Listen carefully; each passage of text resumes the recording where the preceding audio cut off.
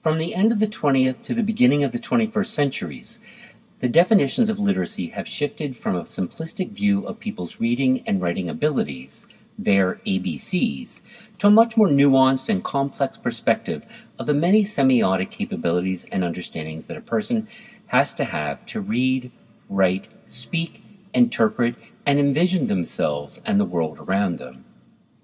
The word literacy itself is turned into literacies, and that plural noun indicates a multiplicity of complex, interrelated learning challenges replete with many learning curves for the contemporary communicator. In the mid-1990s, the New London Group began a discourse around the state and future of literacy pedagogy and published A Pedagogy of Multiliteracies, a manifesto that would broaden the, quote, understanding of literacy and literacy teaching and learning to include negotiating a multiplicity of discourses, unquote. It would take into account the context of our culturally and linguistically diverse and increasingly globalized societies and address the variety of burgeoning texts associated with information and multimedia technologies.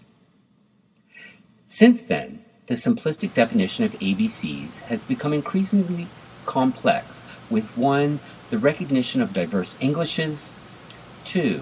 The technological affects of accessibility and circulation of text, and 3. The socio-political issues that swirl around issues of literacies.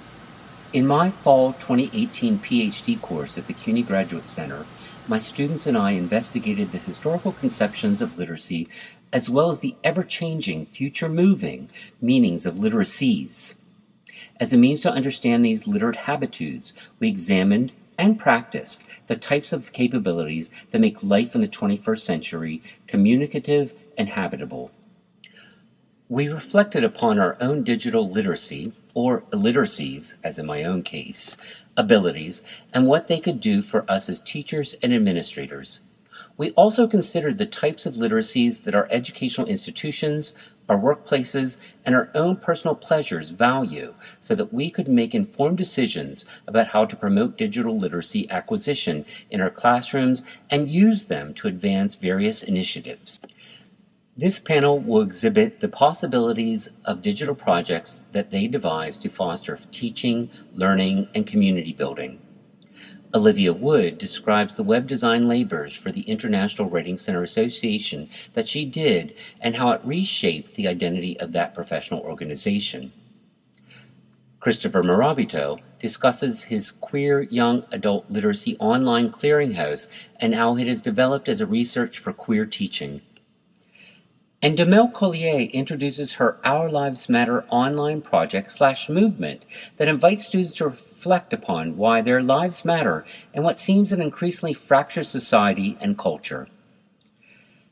This panel lays the groundwork for discussion about how an online presence can bolster professional identity, curriculum design, teaching resources, and community building.